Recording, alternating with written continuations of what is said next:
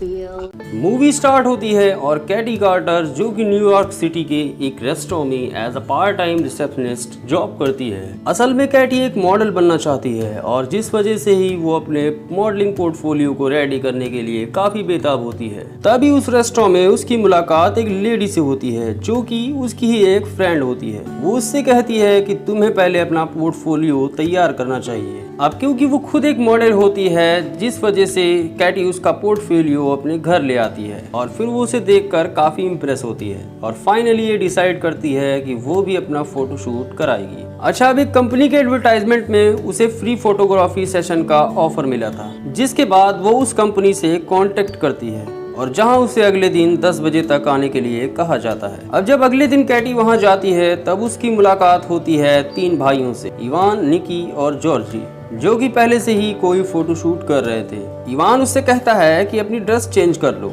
इसके बाद वो अपनी ड्रेस चेंज करके फोटोशूट कराने लगती है। अब जब वो फोटोशूट चल ही रहा होता है तब उन तीनों भाइयों की उस पर नीयत खराब होने लगती है और इसी वजह से ही इवान उससे कहता है कि अगर उसे अपने मॉडलिंग कैरियर में सक्सेस पाना है तो कुछ फोटोशूट ड्रेस ऑफ करके भी कराना होगा। अब इस बात पर ही इवान और कैटी में कुछ बहस हो जाती है और जिसके बाद वो उस फोटोशूट को बीच में ही छोड़कर चली जाती है। अब सीन मूव ऑन होता है और जॉर्जी कैटी के अपार्टमेंट पर इवान की हरकत के लिए उससे माफी मांगने आता है और उसे फोटोशूट की फ्लैश ड्राइव भी वापस करता है और ये भी कहता है कि उसने उस फोटोशूट की सभी फोटोज को डिलीट कर दिया है। पर सच इससे कहीं अलग होता है, लेकिन उसे जानने के लिए आपको इस वीडियो में बने रहना होगा और ट्रस्ट मी, वीडियो को पूरा देखने के बाद इससे बेहतर रेप एंड रिवेंज मूवी आपको कहीं नहीं मिलने वाली। और हाँ, इस मूवी के फर्स्ट पार्ट का लिंक हमने डिस्क्रिप्शन में डाल दिया है, आप वहां से उसे भी देख सकते हैं। खैर, इतनी कहानी बताने के बाद जॉर्जी वहां से चला जाता है। इधर कैटी के भी मॉडलिंग का भूत उतर जाता है। अब सीन शिफ्ट होता है और जॉर्जी कैटी के उन्हीं फोटोज को देख रहा होता है जिसे उसने कैटी से बताया था कि उन फोटोज को उसने डिलीट कर दिया है। इधर हम देखते हैं कि कैटी अपने अपार्टमेंट से निकलकर कचरा फेंकने जाती है और इसी बीच जॉर्जी उसके अपार्टमेंट में घुसकर कहीं छिप जाता है।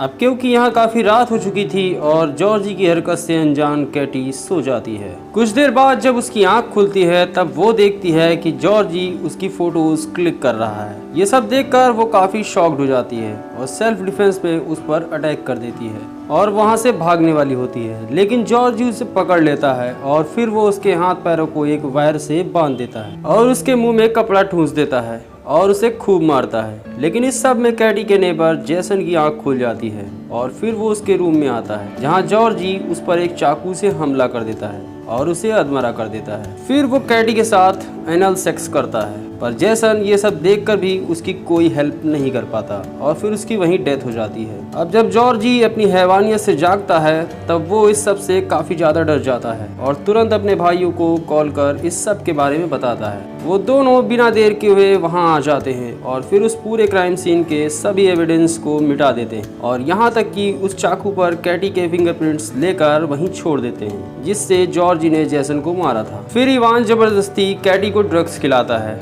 और जिसके हैवी डोज की वजह से वो बेहोश हो जाती है, जिसके बाद वो तीनों भाई उसे लेकर कहीं चले जाते हैं। कुछ देर बाद जब उसकी आंख खुलती है तब वो देखती है कि वो एक बेसमेंट में है जहां इवान उसकी इज्जत को तार तार कर रहा है। फिर वो दोनों यानी निकी और जॉर्जी भी बारी बारी से उसकी इज्जत को तार तार करते हैं। फिर वो सब लोग उससे काफी परेशान करते हैं। अब इस सब के बाद वो तीनों वहां से चले जाते हैं। लेटर ऑन हम देखते हैं कि वो लोग फिर से वहां वापस आते हैं जहां जॉर्जी उसे एक न्यू ड्रेस पहनाता है, पर इसी बीच मौका पाते हुए कैटी उस पर हमला कर देती है और किसी तरह वहां से बाहर आ जाती है। अब क्योंकि वो एक अनजान शहर में आ चुकी थी और लोगों से हेल्प मांग रही थी, पर कोई भी उसकी मदद को तैयार नहीं था। लेकिन तभी डिटेक्टिव किरिल उसकी हेल्प के लिए आगे आते हैं और फिर वो उसे अपने ऑफिस ले आते हैं और उससे उस पूरे इंसिडेंट के बारे में बात करते हैं। पर तभी एना, जो कि ये क्लेम करती है कि वो रेप क्राइसिस सेंटर से है और कैटी का अच्छे से ध्यान रखेगी। इसके बाद वो डिटेक्टिव कैटी को एना के हैंड ओवर कर देता है, पर बदकिस्मती से वो लेडी यानी एना कोई और नहीं बल्कि निकी और जॉर्जी की मदर और इवान की स्टेप मदर थी। फिर वो कैटी को वापस से उसी बेसमेंट में ले आती है, यानी कैटी के सामने फिर से वही सीन रिवाइंड होने वाला था, लेकिन मेरे हिसाब से इस बार शायद उससे भी ज्यादा। खैर, अब इवान उसे पकड़ लेता है और एना उस पर स्पिट करती है अच्छा, अब इस बार यहाँ एक और आदमी आता है जिसका नाम वाल्को होता है। वो कैटी की बॉडी और प्राइवेट पार्ट्स पर इलेक्ट्रिक शॉक करता है जिससे वो काफी दर्द में होती है और फिर इस सब के बाद वो भी उसकी इज्जत को तार तार करता है। अब इवान कैटी को खूब पीटता है। दूसरी तरफ हम देखते हैं कि एना अपने रूम में जाकर खूब रोती है क्योंकि वो खुद भी उससे ही पीड़ित होती है जिससे कैटी है, लेकिन वो उस इंसिडेंट की वजह से काफी क्रूर हो गई है। अब वो लोग वहाँ जमीन को खोदते हैं और एक बॉक्स में कैटी को लिटाकर जिंदा दफन कर देते हैं, पर लकली इस बार कैटी का लक उसके साथ होता है, यानी जिस कॉफिन में उसे लिटाकर दफन किया गया था उसके नीचे की जमीन टूट जाती है और फिर वो गिरती है आकर एक सीवर लाइन में। अब जब यहाँ उसकी आंख खुलती है और फिर उसे पता होता है कि वो एक सीवर लाइन है, जिसके बाद वो काफी खुश होती है और फिर वो उस सीवर लाइन से बाहर निकलने का रास्ता ढूंढती है। कुछ देर बाद उसे उस लाइन का गेट मिल जाता है जो निकलता है आकर एक चर्च में, जहां उस चर्च के फादर उसे देखकर समझ जाते हैं कि उसके साथ कुछ बुरा हुआ है। फिर वो उसे खाना, कपड़े और एक बाइबल देते हैं। कुछ देर बाद वो उस चर्च से यूएस एम्बेसी के लिए निकल जाती है, लेकिन फिर हम देखते हैं कि वो वापस से उसी चर्च आती है और उस बाइबल को खोलकर पढ़ रही होती है। लेकिन तभी फादर वहां आ जाते हैं और उससे कहते हैं कि क्या मैं तुम्हारी कोई हेल्प कर सकता हूँ, जिससे वो नहीं कहकर वहां से चली जाती है। और तब फादर की नज़र बाइबल के उस पैसेज पर पड़ती है जिस पर लिखा होता है वेंजेंस इज माइन, यानी लड़ाई मेरी है। अब फादर भी ये समझ चुके थे कि कैटी अपने रेपिस्ट से रिवेंज लेना चाहती है। अब सीन मूव ऑन होता है और कैटी एना के घर जाती है और वहां से कुछ पैसे चुरा लेती है जिससे वो कपड़े और वेपन्स खरीद सके। लेटर ऑन जॉर्जी एक कॉफी शॉप पर कॉफी पी रहा होता है और तभी उसकी नज़र कैटी पर पड़ती है। फिर वो सोचता है कि कैटी तो मर चुकी थी और जिसके बाद ही वो उसका पीछा करने लगता है। अब कैटी भी उसे अपने ट्रैप में फंसाती हुई उसी सीवर लाइन तक ले जाती है।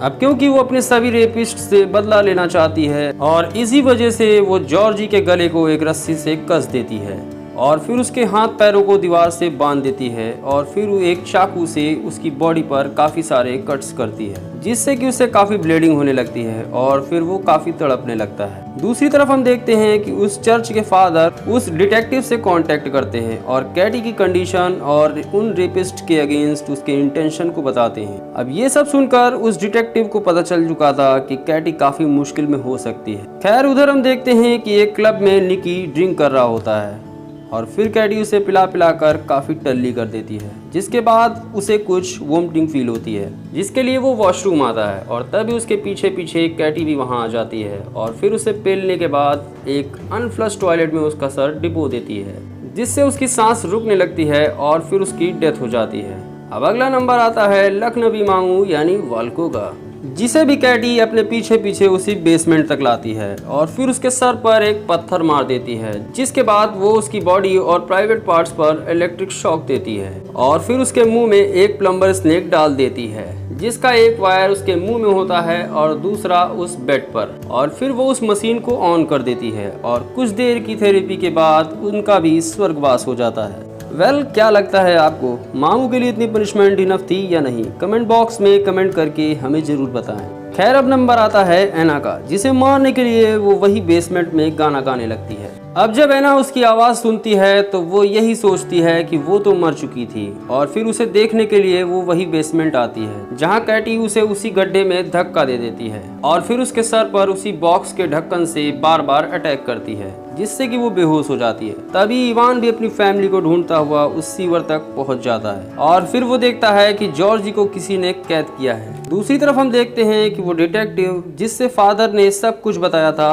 और फिर वो कैटी को ढूंढता हुआ उस बेसमेंट तक आ जाता है ताकि वो उसकी हेल्प कर सके। अब कैटी एना को टॉर्चर कर रही थी और जिसके लिए वो उसके बेटे यानी जॉर्जी को मार डालती है। खैर, अब कैटी इवान और एना को भी टॉर्चर करना स्टार्ट करती है और जिसके लिए वो एक प्रेसिंग मशीन से इवान के प्राइवेट पार्ट्स को क्रश करने लगती है, लेकिन इवान अभी भी सरवाइव कर रहा था और मौका पाते ही वो उसका गला पकड़ लेता है और उसे मारने वाला होता है। लेकिन तभी वो डिटेक्टिव उस सीवर लाइन तक पहुंच जाता है और इवान को गोली से उड़ा देता है और कैटी से कहता है कि सॉरी, मुझे उस लेडी पर ट्रस्ट नहीं करना चाहिए था। खैर, अब उस पूरी फैमिली में एक ही सर्वाइवर होती है और वो है एना, जिसे वो डिटेक्टिव अरेस्ट कर लेता है।